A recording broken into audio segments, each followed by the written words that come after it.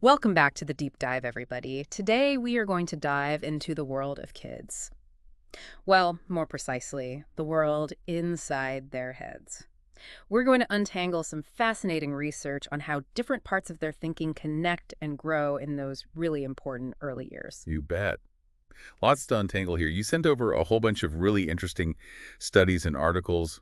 Looks like we were focusing on how seemingly separate cognitive skills like executive functioning, working memory, verbal ability, and theory of mind all kind of weave together as young children develop. Exactly. Our mission today, if you will, is to give everyone listening a much clearer picture, hopefully, of how a child's mind actually develops, how they start to make sense of the world around them, and how they begin to understand the minds of other people, which I gotta say is maybe the most fascinating part of all of this. Absolutely. Now, I know this might sound like we're getting super deep into complex brain science here, but don't worry. Well, We are going to guide you through all the twists and turns. we've got you. We have done, I think it is fair to say, a pretty good job of sifting through these dense research papers, and we're going to deliver all of the key takeaways in a way that hopefully is clear and engaging and maybe even a little bit fun.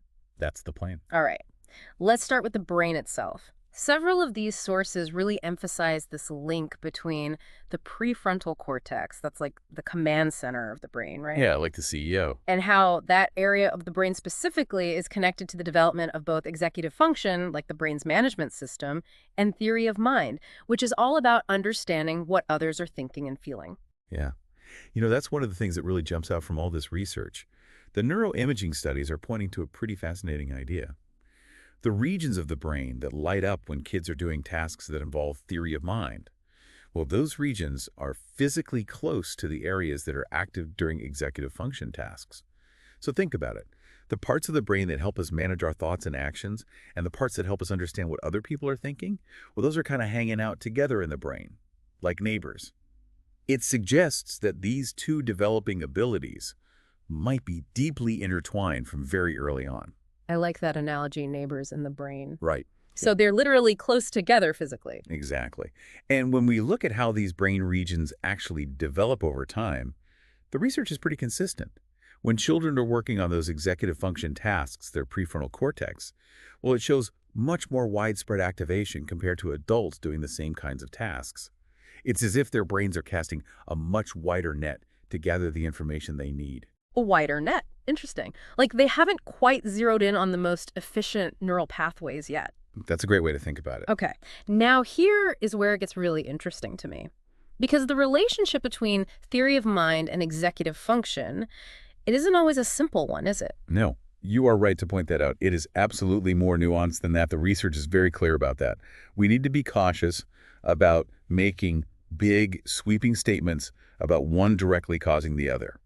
The strength of that connection between theory of mind and executive function really depends on the specific types of tasks you are looking at. What kind of executive function task, what kind of theory of mind task. You can't just generalize from brain images alone. You have to look at the behavioral data too. So brain imaging gives us clues, but we can't oversimplify things. The devil is in the details, I guess you could say. Yeah, for sure. All right, so we have talked a bit about executive function in general terms. But when these researchers are talking about executive function, what specifically are they really zeroing in on? And how do you even begin to measure something like that in these little kids? Great question. It's one of the things that really struck me when I was going through these sources. To do this kind of research well and to get really solid, meaningful results, you need to hone in on a pretty specific definition of what you mean by executive function. They're basically talking about focusing on higher-level control processes, and in particular, the ability to inhibit a prepotent response. So think about a little kid who sees a cookie on the counter that they are not supposed to eat. Executive function is what helps them resist that immediate urge to just grab it, that struggle. They are inhibiting that very strong automatic response. Makes sense. So it is less about a general overview of like all the different mental skills a kid might be using and more about getting at those core control mechanisms. Exactly. You want your research to have what is called good construct validity. You want to be super sure that you are measuring the specific mental skill you are targeting and not a bunch of other stuff mixed in. Gotcha. Construct validity. That makes sense. Okay, so how do researchers figure out how this central executive develops, that kind of manager part of our mental workspace, what we call working memory? How do they study that in kids who are, say, between 5 and 10 years old? Well, they have adapted existing frameworks of working memory to make them suitable for use with younger children. One task that they often use is called the random generation task. They basically ask kids to come up with a random sequence of things, like numbers, like say numbers from 1 to 10, but in a random order. That sounds surprisingly hard, even for an adult. It is. It requires them to constantly shift their strategies for remembering. They can't just go 1, 2, 3, 4. They have to inhibit those more common repetitive responses. What they often find is that even 5-year-old children can understand what the task is asking them to do. But their actual performance, how random those sequences really are, well, that gets better and better as they get older. So they get the idea, but their ability to actually do it effectively develops. Fascinating. So they understand the concept, but the execution improves over time. What other methods do researchers use to kind of peek into these control mechanisms as kids get older? Another classic one is the Stroop task, which has been adapted in all sorts of cool ways for kids. For example, they might show kids pictures of different fruits and vegetables, but the colors of those images don't match the real thing, like a picture of strawberry, but the strawberry is blue instead of red. Right. And then they ask the child to name the color, not the fruit or vegetable.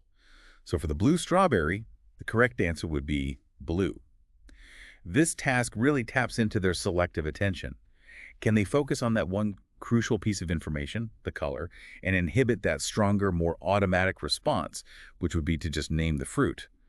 And studies using this kind of task have shown that children's ability to do this, to inhibit that automatic response and focus on the color, well, it improves drastically between the ages of 5 and 8. It gets much, much faster. 5 to 8, that seems like a really key developmental window then for that kind of focused control.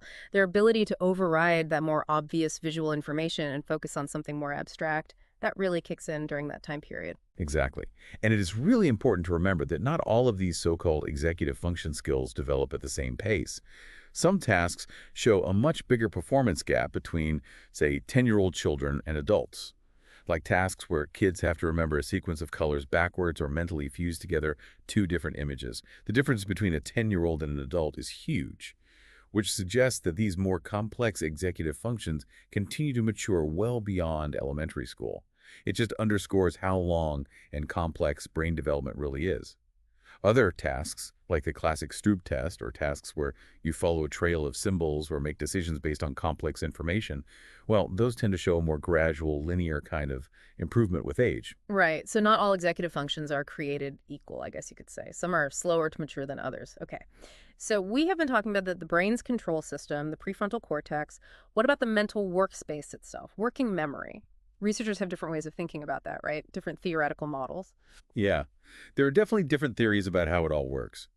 2 of the most well-known and most influential are Baddeley's model, which he updated in 2000, and Cowan's model, which he put forward in 1999. When we think about these 2 from a developmental perspective, a few things stand out.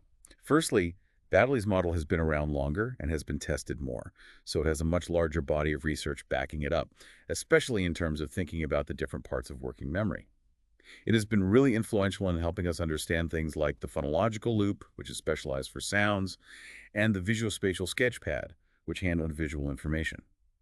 All of these are then overseen by that central executive. It is like a mental workspace with different departments all managed by a central controller. So Baddeley's model gives us a more detailed picture of the structure of working memory and how it's organized. Yes, exactly. And the second thing that's really important to note is that, despite the differences, these 2 models actually agree on a lot of the fundamentals. They don't disagree on very many of the basic memory phenomena that we observe. So it's not like they're completely opposing views.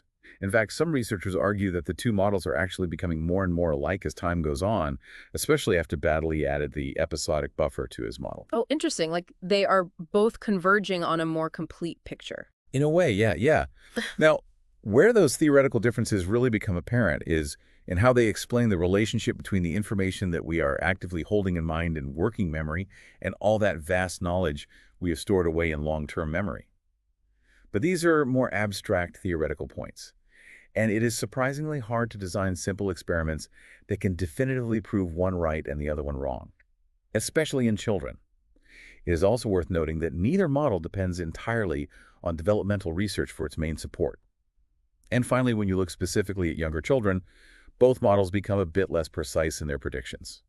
This is likely because younger children just haven't yet developed all of the sophisticated strategies that older children and adults use when they're trying to remember something. Yeah. A 5-year-old's memory strategies are going to be totally different, much simpler than a teenager's. Totally.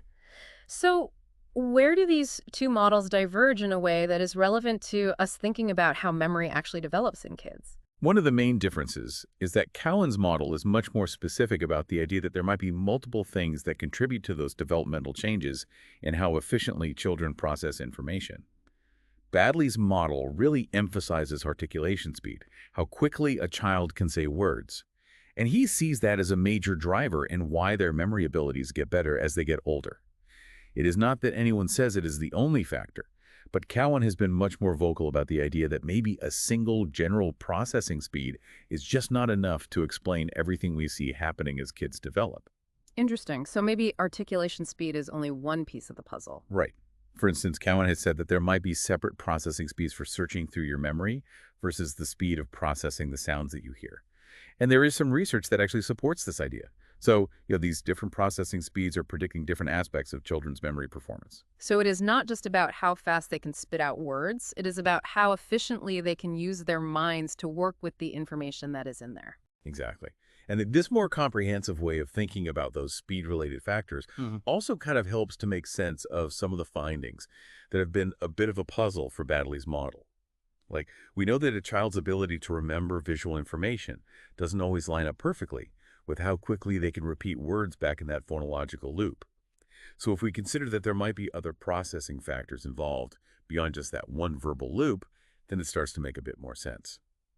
Now, the trick, of course, is that you need a clear way to identify all these different processing factors, right? You don't want to just make up a new one for every single thing you find. But the research is pointing to at least those two separate speed-related factors that seem to be doing important work. Okay, lots to think about there. We've got these two models, each with a slightly different way of explaining how that mental workspace, that working memory, functions, and how it develops as kids get older. One of the papers you shared, it actually dives into the timing of those responses, like how quickly kids can recall things when they're due memorable tasks. So what does the speed of that retrieval tell us about how working memory develops? Yeah, that is a really clever way to get more information. And it's yielded some interesting results. So when children are trying to remember a string of numbers or a list of words, we can learn a lot from the precise timing of their responses. We know that as children get older, they tend to say the words more quickly, and that little pause before they start reeling off the list, what we call the preparatory interval, that tends to get shorter too. And they also tend to pause for less time between each word. Okay, so everything is just getting faster and more efficient? Yeah, It is more complicated than that, right? way more complicated. Because here is the thing. When you compare the kids who have longer memory spans to those who have shorter memory spans, the key differences aren't actually in that initial pause, that preparatory interval. The biggest differences are in how long those pauses between the words are, and in how long it takes them to say each word. Another interesting finding is that if you give children more items to remember, the pauses between words get longer, but that initial preparatory pause doesn't really budge. And even if the words themselves are longer, if you give them longer words that are harder to pronounce, the pauses between the words, well, they don't necessarily get longer. Even though we know from other research that memory performance usually drops a bit when you have to remember a bunch of long words. Huh. That's kind of counterintuitive. Right. You would think that long words would just slow everything down.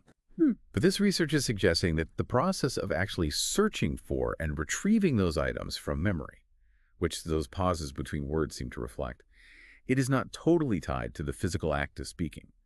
Plus, those individual differences in how long the pauses between words are, well, that's a surprisingly strong predictor of how well they'll do on memory tasks, and that is over and above their general speed of processing information.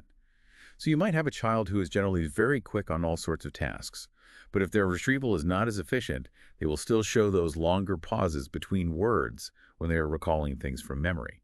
So those little gaps in their speech, they're actually giving us clues about those underlying memory processes. Wow. Fascinating. It's like we're getting a peek behind the curtain at how that memory system is actually working. In fact, some of the research you shared goes so far as to argue that the length of those little pauses between words, that might actually be an index of how much mental searching and recovery is going on, like how much effort they're having to put into finding and pulling up that information from memory.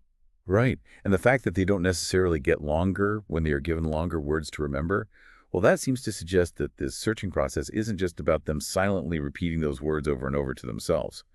Plus, the different patterns we see with that initial pause versus the pauses between words, well, that indicates that those two things are probably reflecting different cognitive processes. So by carefully looking at that timing, we can get a much more detailed view of what's happening as kids try to remember things and how those processes change over time. It is amazing how much we can learn from tiny things like pauses. It really is a window into how the whole system operates. Okay, let's shift gears just a bit here and think about those executive skills we were talking about earlier. How do working memory and executive function actually relate to each other? How are they connected? Yeah. That is the million-dollar question. You know, your research materials, they actually touch on a couple of really important and influential ideas about this very connection. Hmm. One of the dominant views is that the executive system is kind of like this general purpose resource, like a shared pool of mental energy that can be divided up between all the mental work we are doing and the need to hang on to information in working memory. And a common example that people use to illustrate this is the counting span task. Yeah.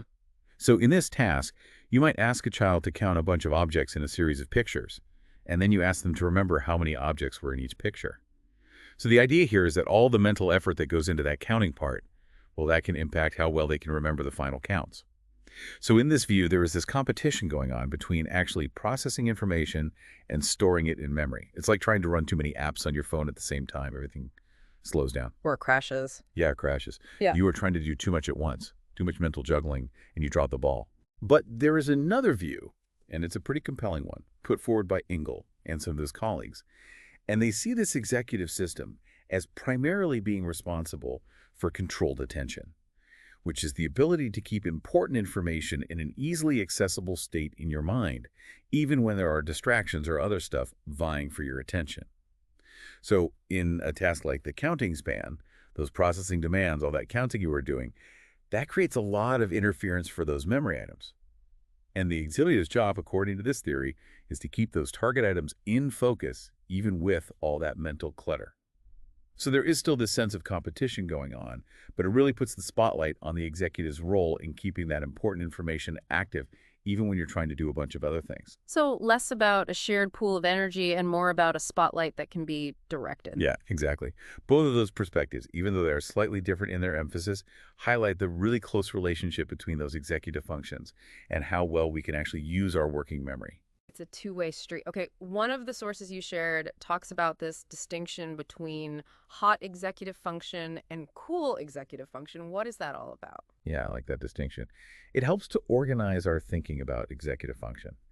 We basically categorize these skills based on whether they involve more of the emotional and motivational parts of our brains or if they are relying mostly on just pure cognitive processes. So cool executive function, that tends to be associated with the prefrontal cortex, specifically a part of the brain called the dorsolateral prefrontal cortex, the DLPFC for short. And it's generally engaged when we are dealing with more abstract rule-based problems, things that don't have a strong emotional component, like, sorting cards by color or by shape, like on the Wisconsin card sorting test. Whereas hot executive function is more linked to different areas in the prefrontal cortex, like the ventromedial prefrontal cortex, the VMPFC, and the anterior cingulate cortex, the ACC. And this system really comes into play when you're dealing with situations where you need to regulate your emotions or your motivation or things that we tend to potentially care about. Okay, so hot EF is when things get personal. Basically, yeah. Gotcha. Can you give an example of a hot EF task? Like, what would that look like? Sure. A classic one is the Iowa gambling task.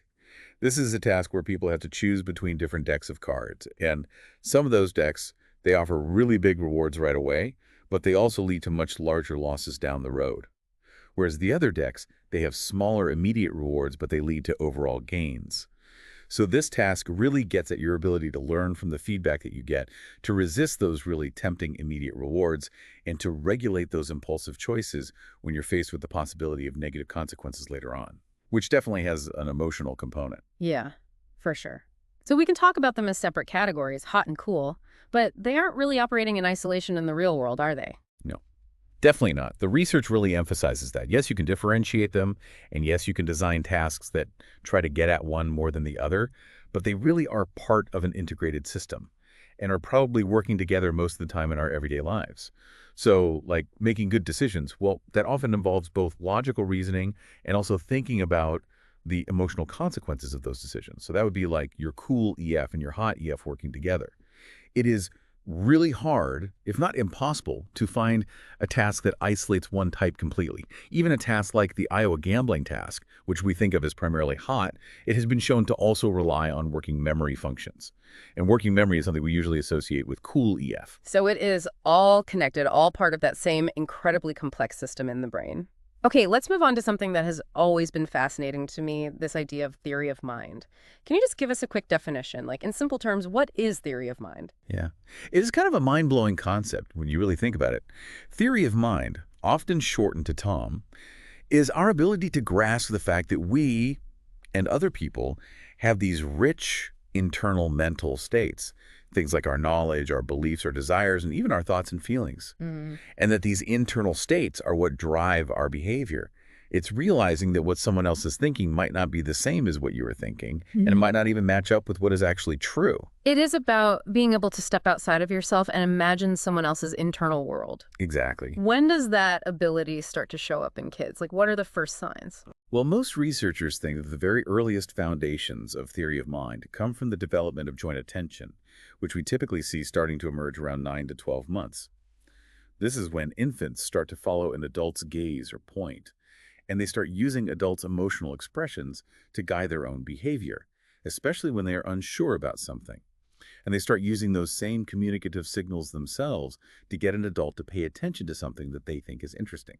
So these really early social and communicative skills are suggesting that even at this pre-verbal stage, they are developing some awareness that other people have intentions and are paying attention to things in the world, like they are psychological beings too. That's amazing. Even before they can speak, they are starting to pick up on those cues and get a sense of what others might be focusing on or intending to do.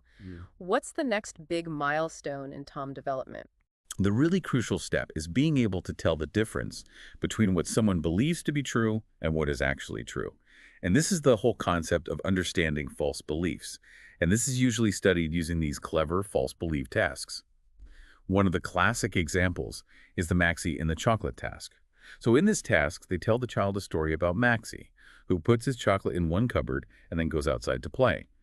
While Maxie is gone, his mom comes in and moves the chocolate to a different cupboard. The question is, when Maxie comes back inside, where will he look for his chocolate? And what we find is that around 4 to 6 years old, kids start to understand that Maxie will look where he believes the chocolate is, even though they know it has been moved. So that ability to understand that someone else can have a belief that doesn't match reality, that is a really big deal. That is like the classic test. And it usually happens around 4 years old, right? That's the turning point. Although the research mentions that even younger kids might be sensitive to that connection between seeing something and knowing about it. Yeah.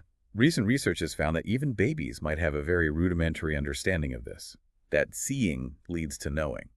So for instance, studies have shown that babies who are 12 to 18 months old, they will often show a new toy to someone who wasn't there when that toy first appeared, like they're trying to inform them. And by using measures that track where babies are looking, what they're paying attention to, researchers have found that infants as young as 18 to 24 months old seem to base their expectations about where someone will look for a hidden object on whether that person actually saw it being hidden. Now, this might not be a full-blown understanding of the causal link, but it definitely looks like an early sensitivity to these important social cues. So they are picking up on those clues about how others get information about the world. Cool. Are there differences in how quickly different kids develop theory of mind, like individual differences? Absolutely. There are tons of individual differences. Initially, people thought that having siblings really helped, that kids with siblings passed those false belief tasks earlier than kids who are only children. But more recent research has shown that it's not just the number of siblings. It is really about the quality of the interactions happening within the family. Things like how often parents talk about mental states with their kids. Things like asking, how do you think Sarah is feeling? Or why do you think David did that? Explaining someone's behavior in terms of their beliefs and desires. Right, like explicitly labeling those mental states. Yeah, exactly. And language in general is a really powerful predictor of Tom. A child's language abilities at one point in time are often predictive of their theory of mind abilities later on. And other things like engaging in pretend play or even having imaginary companions, those are also linked to Tom later on. Yeah. It seems to be this combination of having those rich social experiences and developing those language skills. Those are the ingredients that really help theory of mind blossom. It takes a village, right? In a way, yeah. Okay, so what about the more advanced parts of Tom? Does it stop at just understanding those false beliefs? Oh, no, not at all. It keeps getting more and more complex as kids get older. And one of those key steps is understanding what we call second-order beliefs. So that is being able to understand what one person believes about what another person believes. Like Peter believes that Mary thinks, that kind of thing. And this type of understanding comes online after those simple false beliefs, typically around 5 to 6 years old, although some research suggests it might even be as late as 7 or 8. And it's really crucial for understanding those subtle forms of communication like irony, where you don't mean what you say literally, and for understanding those tricky social situations that involve deception, like when someone is trying to mislead someone else on purpose. Because then you need to think not just about their beliefs, but also about how they're trying to manipulate other people's beliefs. Wow, so it just gets deeper and deeper. As their social worlds become more complex, their Tom has to keep up. You mentioned irony there. The research materials also mention something called simulation theory as it relates to Tom. What is that? Simulation theory basically says that we understand other people's mental states by mentally putting ourselves in their shoes. We try to simulate what we would think and feel in that same situation, and then we kind of project that onto them. So instead of relying on a set of explicit rules or a theory about how minds work, which is what another perspective called theory suggests, we use our own mind as a model. We're basically role-playing in our heads. In a way, yeah. And the idea is that the harder it is for us to override our own current mental state or knowledge of a situation, to accurately simulate someone else's different state, the more challenging that task becomes.